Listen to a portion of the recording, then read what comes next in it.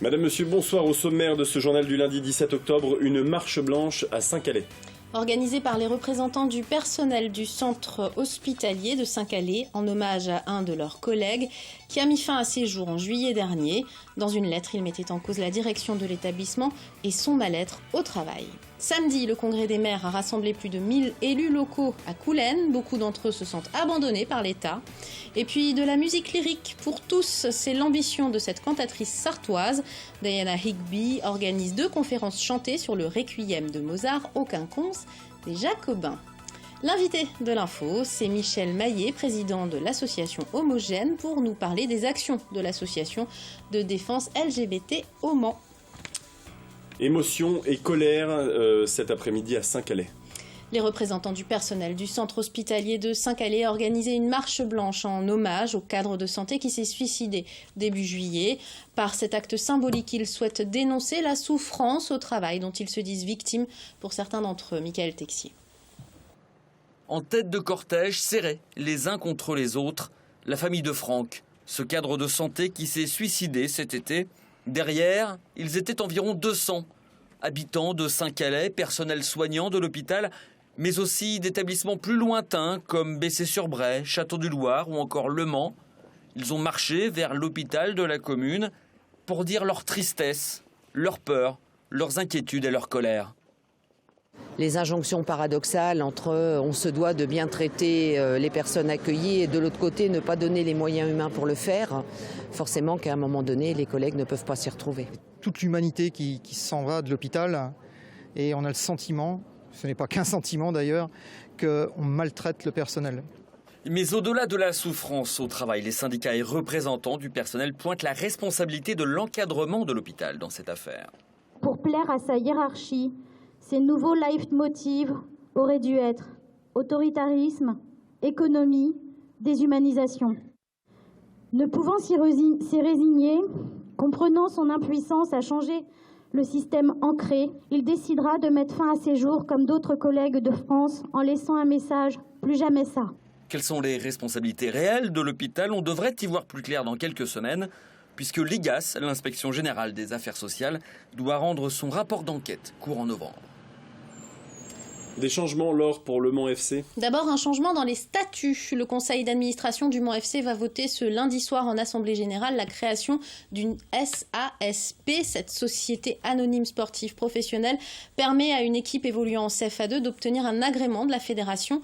Elle permet également d'injecter de nouveaux capitaux, ce qui jusqu'à présent était impossible, le club n'étant plus professionnel. En matière de capitaux, c'est Thierry Gomez, arrivé en juillet dernier, qui devrait mettre au pot, vous le voyez sur ces images. Mais ce changement de statut irait, selon nos confrères de Ouest France, aussi de pair avec la démission de l'actuel président de l'association Le Mans FC, Jean-Pierre Pasquier. C'est ce que nous ont laissé entendre en tout cas des proches de ce dossier. Lundi, arrivé en décembre 2013, une mésentente entre Thierry Gomez et Jean-Pierre Pasquier inciterait ce dernier à quitter le club, une hypothèse non démentie cet après-midi. Les chefs d'entreprise sartois sont invités à voter pour les élections professionnelles de la Chambre de commerce et d'industrie. Du 20 octobre au 2 novembre, si vous êtes patron, vous pouvez envoyer votre bulletin par la poste ou voter sur le site internet jevote.cci.fr. En Sarthe, une seule liste se présente pour défendre les intérêts des entreprises.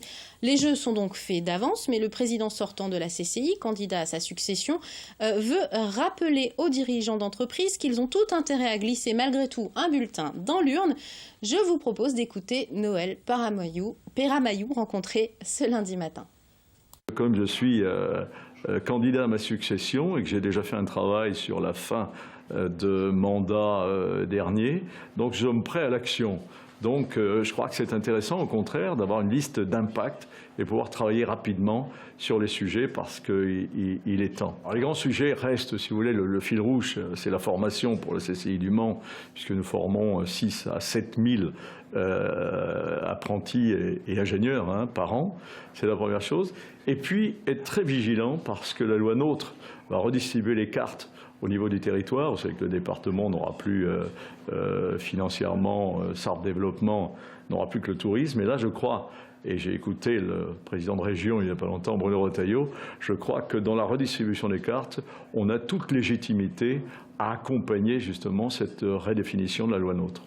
Les élus des communes rurales ont exprimé leur mécontentement et leur crainte au congrès des maires qui se tenait à Coulennes. Le dépeuplement des petites communes était au cœur du débat samedi. Manque de médecins, accès à Internet et fermeture des classes ont été abordés. Et ce n'est pas la loi NOTRe avec des transferts de compétences à l'intercommunalité qui risque de rassurer les élus ruraux. Bien au contraire, Diane Lemoisson y était. Que ces cartes d'identité restent un service de proximité au niveau des mairies. Les cartes d'identité, encore un service public qui pourrait disparaître des petites communes. Médecins, classes d'école, accès aux nouvelles technologies, les élus ruraux n'ont décidément pas grand-chose pour attirer des habitants et ils l'ont bien fait savoir samedi. On marche sur la tête dans ce pays. Les maisons ne se vendent pas ou se vendent plus mal. Les jeunes ne viennent pas forcément habiter, donc ça veut dire qu'on a moins d'enfants dans les écoles. Et c'est une conséquence en tout cas d'une déréglementation et surtout d'un manque de péréquation. Aujourd'hui, on paye les mêmes impôts, qu'on soit à Saint-Léonard-des-Bois ou qu'on soit au Mans. Et il n'y a pas de raison qu'on ne soit pas servi de la même façon. Les services de l'État et le conseil départemental s'attellent à une consultation publique sur la ruralité en Sarthe.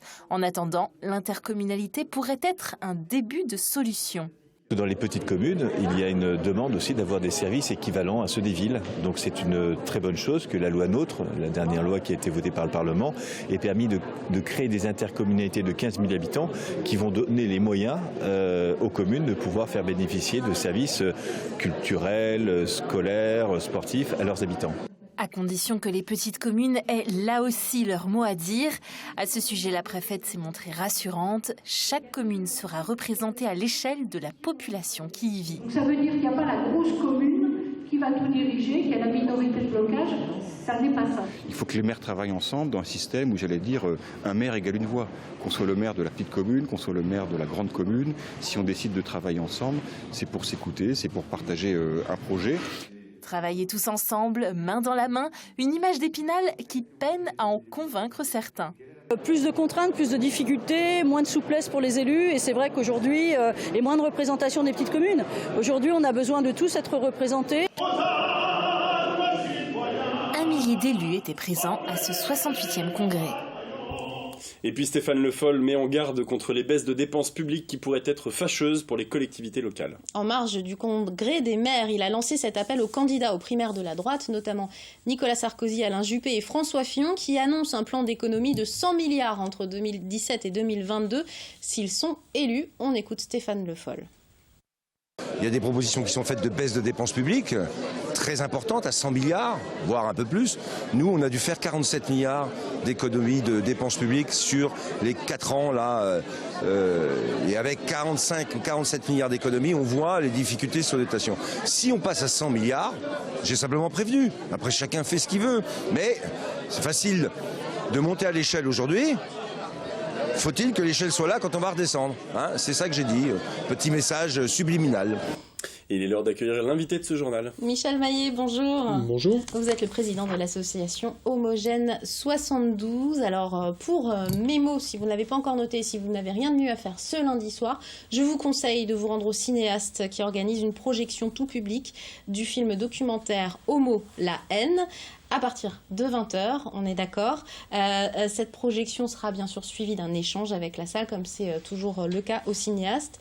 Ce film, pour dire quoi au juste ? Ce film, pour mettre en évidence différentes formes de discrimination à caractère homophobe, présenter l'humanité et la souffrance des personnes qui en sont victimes, mais aussi leur réponse, parce que c'est un film dynamique qui se ferme sur les démarches qui ont été entreprises par chacune des victimes pour reconquérir leur dignité. Parce que c'est un film documentaire avec des témoignages, 9 témoignages de 9 personnes différentes. 9 témoignages qui se croisent. Il y a des hommes, des femmes, des jeunes, des personnes plus âgées, des personnes de différentes origines, de différentes confessions, de différents milieux socioculturels, mais toutes ont été confrontées à la discrimination et toutes ont essayé d'y répondre. Parce que la discrimination, c'est une agression par rapport au mérite des personnes et ça met en cause l'estime de soi. Vous le dites, c'est un de vos credos que l'homophobie peut revêtir plusieurs formes, mais que vous ne voulez en laisser passer absolument aucune. Il ne faut rien laisser passer. Il ne faut rien laisser passer. Nous avons des armes légales. On l'a vu dans le procès que nous avons, dans lequel nous étions partie civile contre Louis Noguès et dont nous avons obtenu... Un ancien élu du Mans. Un élu du Mans, voilà, qui a été condamné en première instance au Mans et condamné devant la cour d'appel à Angers et qui malheureusement a décidé de se pourvoir en cassation, raison pour laquelle nous allons lancer une campagne de dons pour essayer de provisionner un compte pour faire face à cette nouvelle... Alors quand même, pour rappel, pour les téléspectateurs, en février 2014, en février 2015, cet élu a tenu des propos injurieux à l'encontre de la communauté LGBT de manière en général. Il a juxtaposé dans la même phrase zoophilie et homosexualité, très clairement. Il a été condamné à 2 000 € d'amende et 1 500 € de dommages et intérêts. Aujourd'hui, il refuse de payer et donc il se pourvoit en cassation. C'est vraiment un travail de longue haleine. On voit que la justice, dans tout ça, c'est qu'il faut vraiment avoir les reins solides. C'est aussi pour ça qu'aujourd'hui, vous teniez à en parler sur ce plateau. Oui, absolument. C'est effectivement le temps de la justice, c'est un temps long, mais l'association est bien décidée à aller jusqu'au bout de la procédure et à ne pas céder devant les démarches multiples de M. Noguès. Et donc nous le poursuivrons aussi en cassation si possible. Alors l'association Homogène fait aussi de la prévention. Vous allez dans les écoles. Alors effectivement, c'est un de nos axes importants. Nous faisons des interventions au milieu scolaire, mais aussi au milieu du travail, etc., pour sensibiliser les adolescents, etc., ou les adultes à l'homophobie et à l'attitude qui est la leur, la représentation qu'ils peuvent avoir des homosexuels, de la famille et les implications que ça a. Et enfin, un temps d'échange qui est nouveau également. Vous l'avez mis en place en juin dernier, mais c'est quand même relativement nouveau. Parole Arc-en-Ciel, c'est un lieu d'écoute. Ça se passe dans vos locaux. Alors comment ça fonctionne concrètement ? Alors c'est un lieu d'écoute où vous rencontrez des personnes et ça s'adresse à tous ceux, à toutes celles qui ont des questions, qui ont des interrogations, que ce soit pour eux-mêmes ou bien pour leurs proches, puisqu'on reçoit aussi des familles. Et c'est une façon d'ouvrir le dialogue, de prendre en compte la parole, l'interrogation, la souffrance. Et on espère ainsi résoudre des conflits intérieurs et prévenir le suicide. Et dans ce cadre, les bénévoles ont été formés grâce au financement de l'Agence régionale de santé. Et elles ont été formées à la prévention et à l'écoute. Et pour toutes les informations, il y a la page Facebook de l'association Homogène 72. Et puis sinon, il y a le site internet, tout simplement, www.homogène.net. Merci Michel Maillet d'être venu nous parler de toutes ces actions sur ce plateau.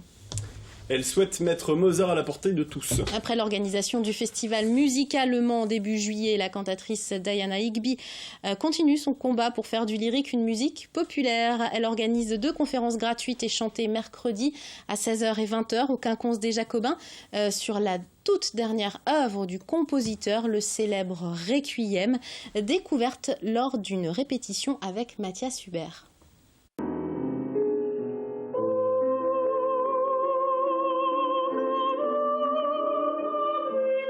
Le Requiem, l'œuvre emblématique de Mozart, n'est pas qu'une simple partition. L'histoire de cette pièce maîtresse de la musique classique regorge de rebondissements, autant de clés pour comprendre et faire comprendre l'homme et sa musique. Ces anecdotes, Diana Higby les connaît toutes, comme celle du commencement, lorsque le compositeur reçoit une étrange commande. Il y a un messager mystérieux qui est venu masqué avec une lettre lui demandant d'écrire un requiem. Mais en acceptant la commande, Mozart n'avait pas le droit de demander qui était le mécène. Donc déjà ça commence, c'est le début d'un roman. La soprano se sert de ces histoires pour intéresser un public nouveau au classique. Pour elle, il est important de démystifier la musique savante pour la rendre plus abordable. La seule différence entre la musique classique et la musique d'aujourd'hui, c'est est-ce qu'on l'aime ou est-ce qu'on ne l'aime pas. Mais après ça, en fait, ça reste toujours des notes, des accords qu'on met ensemble et ça fonctionne. Entre chant, cours d'histoire et de musique, la cantatrice rend Mozart accessible au plus grand nombre. Et quoi de mieux pour découvrir un tel monument que de laisser une passionnée nous l'expliquer. Marcheurs et vététistes sont venus en nombre ce dimanche à Beauvais pour la 20e édition de la Roger Leger. 1200 participants, marcheurs et vététistes sont venus affronter la nature parfois implacable du bocage manceau. Petite séquence et moments choisis proposés par Hamoun Chamsoudine. C'est dur. Non, ça va, regarde, ça monte. Tout le monde monte à pied.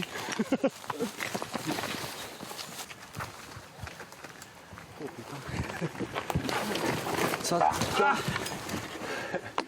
ah, c'est filmé. Hein. Ah bon, en plus, ça fait 10 fois qu'il tombe. Au moins.